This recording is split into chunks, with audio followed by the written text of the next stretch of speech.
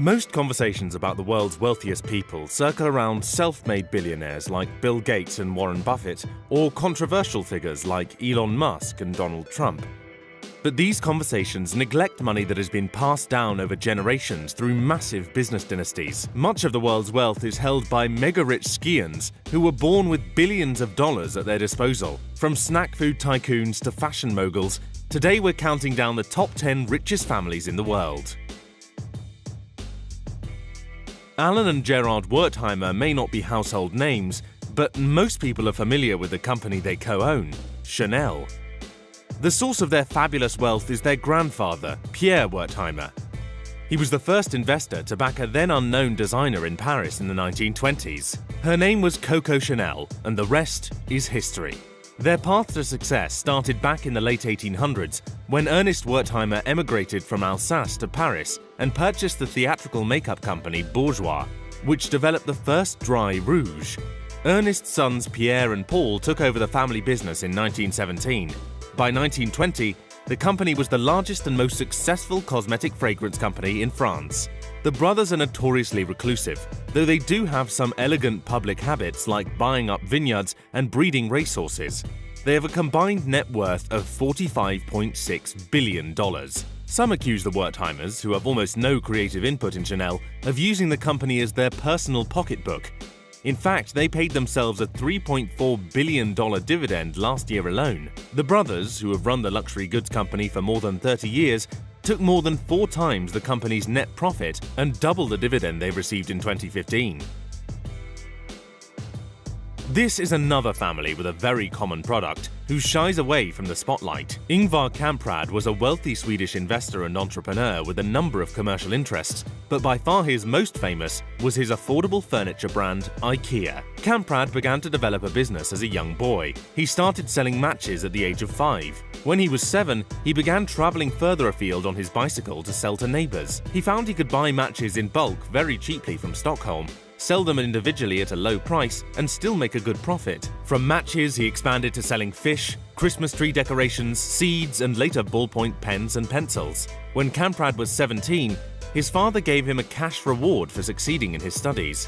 He opened his first furniture store in 1947 and built it into one of the world's most successful retailers, with fiscal 2017 revenues of nearly $46 billion. Kamprad relentlessly pursued efficiency to keep his furniture prices low and showed little interest in the trappings of wealth, at one point driving a Volvo for 2 decades. When Kamprad passed away in 2018, he left behind a $58 billion fortune with no direct recipient. Further complicating the matter is that most of it was transferred to a tax haven in Liechtenstein decades earlier. Because of this discrepancy, Kamprad fell from the 11th wealthiest man on Earth to the 162nd wealthiest man. The details are still foggy, but most believe his money was eventually passed down to his 3 sons, who now have a combined net worth of $48.9 billion.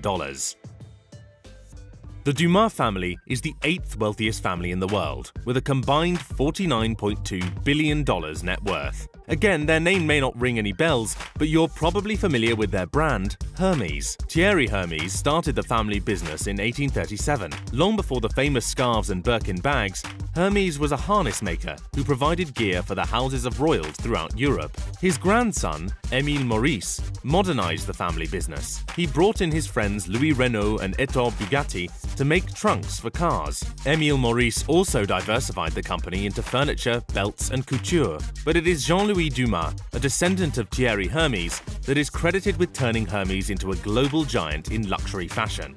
Unlike many business dynasties, wherein the founding family only holds a financial interest, Hermes is still actively managed by Axel Dumas. He is the 6th generation to have a managerial role in the company. Usually it stops at the 3rd generation, Dumas said during a visit to Hong Kong, referring to the 3-generation curse about family fortunes. It could be that we are 2 times 3. Dumas is the great-great-great-grandson of the company founder, Thierry Hermes. Staying hands-on in the business has been a hallmark of the Hermes family. Dumas' mother was head of production and his uncle was CEO. He recalls being a kid at the dinner table and being a part of family discussions about day-to-day operations of the company. It seems as though Hermes will be in the Dumas family for generations to come. Karl Albrecht and his brother Theo were the founders and owners of the popular German discount store Aldi. According to Forbes, Theo is one of the wealthiest men in the world, with an estimated net worth of $22.6 billion. He is the richest person in Germany and fourth wealthiest in all of Europe. His combined net worth with his brother was $51 billion. Albrecht was born on 20th February 1920 in Essen, Germany. His father was a miner and his mother owned a small grocery store in a suburb of Essen. The billionaire earned his fortune with his entrepreneurial skills and talent. His brother Theo worked alongside him while he transformed his mother's small grocery store, which was situated in a corner, into what it is today. The first Aldi store was launched in 1961. Today, there are over 4,000 Aldi outlets in Germany alone and more than 8,000 in France, Australia, Greece, Portugal, Great Britain, Spain, Switzerland, US and Poland. Aldi sells all kinds of products, like skincare regimens, household items and produce. The ownership of the store was split between the two brothers, with Karl getting the more lucrative outlets of southern Germany and Theo being responsible for the northern outlets and the rest of the stores in Europe. Karl was lucky to get the rights of the brand in the United Kingdom, United States and Australia. Theo died in 2010 and Karl died in 2014. Their passing sparked a family feud over who would benefit from their unbelievable fortune. Though certain litigation is still in process, most of their wealth went to Theo's eldest son, Theo Jr. Imagine if the grocery store, the cell phone provider, and biggest national construction conglomerate were all owned by the same company. No matter where you shop, you're still supporting the same business. That's essentially the situation in Mexico, where one of the world's richest people, Carlos Slim Helú, resides. The 78-year-old has a net worth of $59.2 billion, and from 2010 to 2013, he was the richest man in the world. He is not only the richest man in Mexico, but in all of South America. His conglomerate includes education, healthcare, industrial manufacturing, transportation, real estate, media, energy, hospitality, entertainment, high technology, retail, sports, and financial services. He accounts for 40% of the listings on the Mexican Stock Exchange, while his net worth is equivalent to about 6% of Mexico's gross domestic product. Needless to say, even though most of his business is done behind the scenes, Slim is a major player in the world economy. He was born in 1940 to a Mexican father and a Lebanese mother. From a young age, Slim was interested in both finance and engineering. He received a degree in mechanical engineering in 1961. Slim has stated that his mathematical ability and his background of linear programming was a key factor in helping him gain an edge in the business world, especially when reading financial statements. Several of Slim's children are involved with the business, guaranteeing that they will benefit from the fortune for generations to come. Bernard Arnault is another French fashion baron who likes to work behind the scenes. His products are sported by celebrities and ultra-wealthy clientele all over the world. The luxury group he oversees, LVMH, is the parent company of brands like Louis Vuitton, Moet & Chandon, and Hennessy Cognac.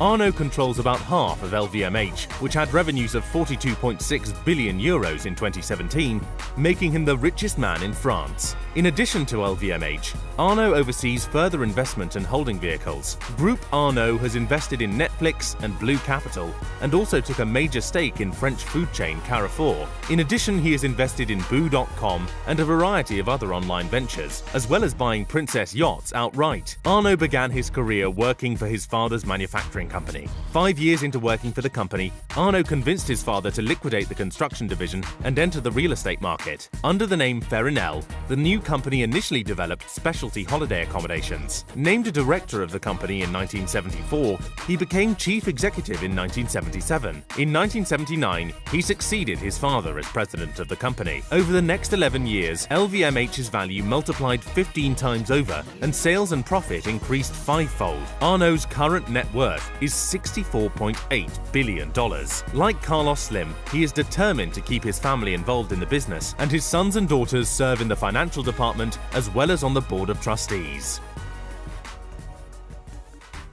Here is a well-known family that made their fortune from the eponymous Mars bars. Franklin C. Mars was the founder of the food company Mars Incorporated that mostly manufactures chocolate candy. As a child, he suffered from a mild case of polio, during which time he learned to hand-dip chocolate candy from his mother. At the young age of 19, he began to sell molasses chips. The family has expanded their brand over the generations. They now include such items as Uncle Ben's Rice, Snickers, Hubba Bubba, Juicy Fruit, M&M's, Milky Way, and Skittles. Though Mars bars are far from their bestseller, it gave them the capital they needed to create an empire of sweet treats. Forbes estimates the Mars family's net worth at $70 billion. That includes Jacqueline, John, and Forrest Mars Jr., owners of the largest candy company in the world. Mars was founded in 1911 by their grandfather Frank Mars. Though the brand has struggled to maintain its market share as healthy snacks become more popular, it still remains a titan in the food industry.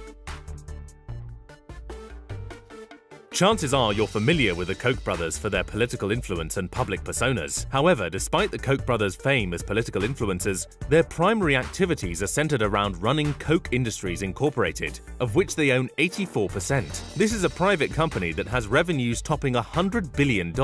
However, it is not really a single company, but a conglomerate of other companies the brothers own. On June 5, 2018, David Koch retired from all roles related to the Koch Industries and Koch-affiliated group due to health reasons. The industries under the Koch umbrella are diverse, ranging from companies that deal with energy to spandex. Koch companies manufacture paper, process minerals, create fertilizers, and refine oil. Because most of their companies are not publicly known, it is easier for the Koch brothers to hide in the shadows. If names like Guardian Industries, Invista, and Molex don't ring any bells, it's because they merchant in glass, mechanics, and chemicals, respectively. These are businesses that supply our smartphones, clothing, and even the Mars rover, but rarely receive any recognition. With thousands of brands under their control, the Koch family has a combined net worth of over $120 billion. They continue to be one of the most influential companies on the globe. The Waltons are the second richest family in the world, collectively worth around $160 billion. That's because they founded the planet's largest company by revenue, Walmart. Walmart is worth over $500 billion according to Fortune Global 500 list in 2018, as well as the largest private employer in the world with 2.3 million employees. Founder Sam Walton's heirs own over 50% of Walmart through their holding company Walton Enterprises and through their individual holdings.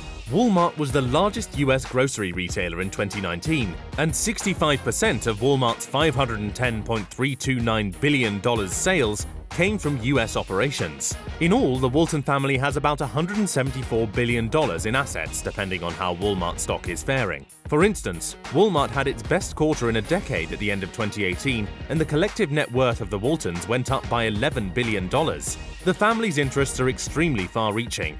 For example, Ann Walton Kroenke, a niece of Bud Walton, owns almost every professional sports team in Colorado, in addition to the Los Angeles Rams and Arsenal Football Club. In recent years, Walmart has been adapting to match online competitors, namely Amazon, meaning that it will stay relevant and profitable for years to come. The Rothschild family is one of the most powerful dynasties in human history. They are the subject of numerous conspiracy theories, and many believe they control the world from the shadows using puppet governments. Their story begins with Meyer Amschel Rothschild, who was born on February 23, 1744 in Frankfurt am Main, Germany. Starting out in a Frankfurt banking house, Meyer and his sons became international bankers, establishing branches in London, Paris, Vienna, and Naples by the 1820s. In addition to banking and finance, the Rothschild businesses have encompassed mining, energy, real estate, and winemaking. From the early 19th century, the family has been known for its considerable charitable activities, particularly in the arts and education. Starting as dealers in luxury items and traders in coins and commercial papers, Meyer and his 5 sons eventually became bankers to whom the French Revolutionary and Napoleonic Wars of 1792 to 1815 came as a piece of great fortune. They profited from the war by funding many different players and cashing in as an arms dealer. Fast forward 200 years. The Rothschilds are still the biggest banking family in the world, with a combined net worth of over $400 billion. According to some sources, there are only 3 central banks in the world in which the Rothschilds don't have a major stake. They are North Korea, Iran, and Cuba. And the Rothschilds have diversified outside of banking as well. They have major investments in military engineering, agriculture, and real estate. Because of their continued dominance, they are accused by many conspiracy theorists of determining world events. Many of these conspiracy theories are anti-Semitic in nature, as the Rothschilds were one of the first major families to advocate for a Zionist state in the early 1900s. Though the internet is full of conflicting opinions, one thing is certain: the Rothschild family has maintained its riches over generations, making it the wealthiest in the world.